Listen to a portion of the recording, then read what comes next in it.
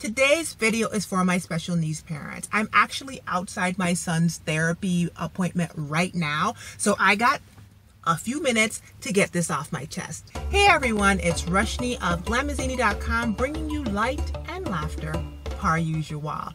Welcome to another day of Veda, which is vlog every day in April. What that means is I am putting up a video every single day in the month of April, so be sure to like my Facebook page and subscribe to my YouTube channel so you don't miss any videos. And if you have already missed a video, boo-boo, what are you doing? I have put links for you to catch up in the places that links exist.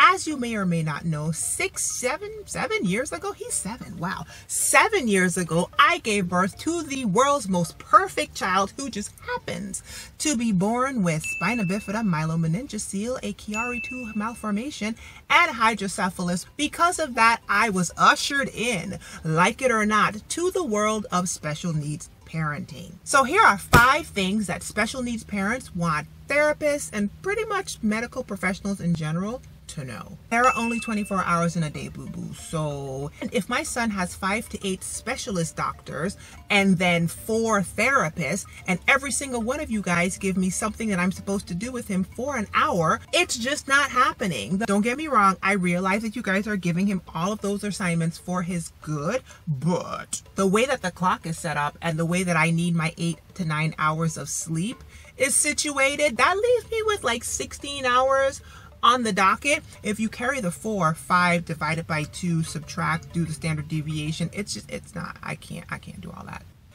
We are not rich, okay? We are already spending our money on all the things, so we don't need you guys to suggest that we buy more of the things. We have to buy AFOs, HKAFOs, KFOs, wheelchairs, standers, TLSOs, RGOs, catheters, diapers, pull-ups, walkers, gait trainers, special shoes, special socks, special pants, special shirts. I don't know. It's a special kid. We got to buy special stuff. And so when we come to the therapy appointment now, I don't know if I have money to buy every little cup, straw, board, cord, gadget, cool little gizmo bop that you have decided that you saw in some magazine or on some website and that you want me to try with my son. Now, I know somebody's gonna be like, what are you talking about, girl? It's for your son. I understand that, but I'm just saying, I have a cabinet full of Wizmos and gizmos that I can't do all of it because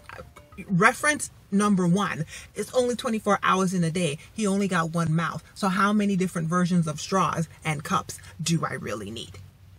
A lot of this stuff that you guys tell us to do in our therapy appointments turns out to be more theory than practice. Case in point, I have a transfer board in my car that's still in the box. What is a transfer board, you ask? Well, I'm supposed to use this to help my son transfer himself from his wheelchair to another seat or surface and back to said wheelchair. I am absolutely certain that as I film this, his physical therapist is in that building that I'm looking at, helping him transfer himself from a wheelchair to a mat and a mat to a wheelchair, which is valuable information to have and use. The problem, how in the world am I supposed to walk around with this transfer board anywhere? Look, how do you transport the transfer board? Look how big it is.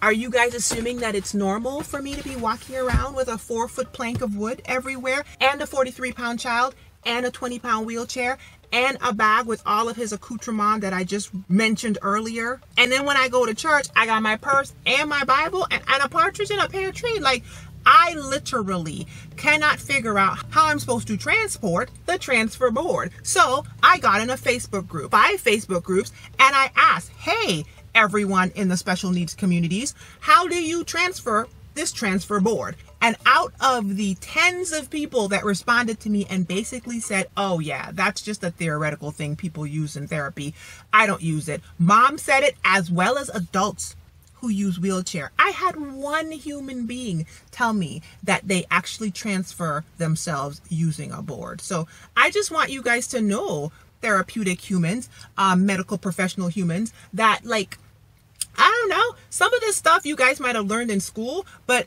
maybe nobody's using it in real life. Here's an idea. It might actually be beneficial for you guys to join some of the Facebook groups or even some of the organizations that service the people who you service, so that you understand how to help us in ways that are actually practical in regular everyday life. If you guys have resources or know of resources that we can be availed to help us on this special needs journey, please tell us. Please don't walk around knowing that there is cash out there or help out there or respite care out there and you have not told us. I know that you guys must come into contact with this information. Don't assume that we know that stuff. Matter of fact, every single time you find out about a resource, I want you to act like I have never heard of it before. And I want you to tell me, because as a mom of a child with special needs, we can take all the help we can get. Ooh, I just thought of a bonus. So this video has become 6 things. Number 5 has become fix your face. Yeah, I said it. I said fix your face. Listen. Here's the thing about therapists and medical professionals in general. If you, and just any service job, if you don't want to be in that job, don't be there. Okay? I personally understand that I would suck as a service professional. You know why? Because some days I'm up and some days I'm down. And when I'm down, I don't want to see your face. Okay? And that's obviously not the kind of mood that helps you serve people in any way. So I choose not to be a service professional. However, there is nothing worse than a grumpy nurse or a pissed off doctor or a funky therapist. You think you having a bad day, boo-boo? You think you having a bad day? Do you see me lugging this 43-pound child in and out of this minivan into this 20-pound wheelchair that I just took out of the back of the car after I went to the chiropractor because my lower back has been stuck for like 3 weeks, okay? And this kid is screaming bloody murder because I won't let him bring the ball from the ball pit that he stole with him to therapy. I'm having a worse time of it, okay? And then when I go home, I'm not done, okay? There might be some wonderful mixture of feeding therapy-based things, bathroom therapy-based things, homework, and some version of all the aforementioned exercises that you already gave me, and then you just added on 5. So I'm gonna need you to get your whole mood together, okay? Because when you greet me, I need you to greet me with a smile. I don't know if you guys remember a few years ago, I hipped you guys to the one at the neurosurgery place who was trying to come out the side of her mouth at me, and I had to check. Matter of fact, let me just throw this in real quick. Yesterday was Valentine's Day. But February 14th, 2012 was the day of my 20-week ultrasound. I sat on a table in an ultrasound room and was told every bad thing was going to happen to my child. He wasn't going to live longer than 3 days. Happened to have an appointment for a new neurosurgeon. Appointment 8:30 bright and early on February 14th. I got to get up at 5:30 in the morning to get to an 8:30 appointment at the hospital. Why? Because I got to get up at 5:30 in the morning. I got to get my son ready, and then it's an hour drive to the hospital. We hit traffic, we get down there, get him out the car, get his wheelchair, get him in the wheelchair, buckle him up, put his feet in the thing, get him, right? I walk in, I say, hi, good morning. I'm here for an 8:30 appointment for Zion, my son, with Dr. So-and-so. And the receptionist was like, So I said, you look confused, and that's not a good thing. Now, mind you, it's 8:30 in the morning, you know. It's 8:30. I am not a morning person. I got up at 5:30. She said, well, I don't have an appointment down for you guys. What? She said, you know, I see your appointment in here, but it's been bumped. So I'm like, what does bumped mean? And she said, okay, give me a second. It's a very important day to me. I'm not going to forget it. So I looked at the receptionist. I said, it's Valentine's Day today, right? She said, yeah. I said, okay, I'm just checking. She gets on the phone and she starts making faces on the phone call. And then she goes, okay, well, she wants to talk to you. And she hands me the phone. I should have known better when she handed me the phone and she couldn't make eye contact with me. And this is a phone conversation, y'all. Hello? Ma'am, your appointment is not today anymore. I called you and I left you several voice messages and you did not respond to. Whoa, okay, good morning. Hi, so we are here for our appointment and I did not get the voice messages that you left. Well, I don't know why you didn't get the voice messages because I left them on your voicemail. And ma'am, you can't have an appointment right now at 8:30. We have to bump your appointment and this and that other. It's too early in the morning for this. I said, ma'am, it's too early in the morning for this. I said, no, no. What you're not about to do is have me standing here at 8:30 in the morning, and I am at a hospital that it takes an hour to drive to. I had to wake up at 5:30 this morning and get my son ready, and I am at a neurosurgeon appointment with my child because he needs a neurosurgeon, and he's in a wheelchair. So what you're not about to do is talk to me like that this morning. I don't know if your Valentine's Day got off to a bad start, but trust and believe mine ain't starting too nice right now either. So what we gonna do is you gonna fix your tone and we're gonna start over. Boop. Yes, I did say all that. Yes, I did. Yes, I did. You know why I said all that, y'all?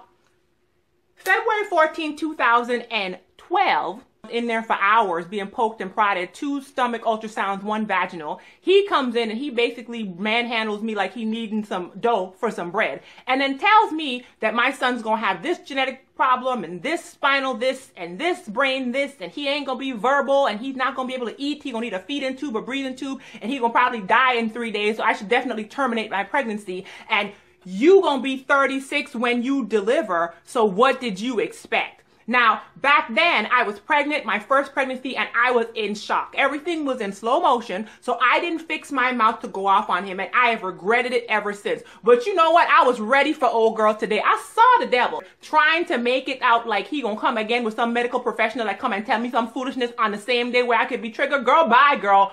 Bye, girl. Adios. So, she went,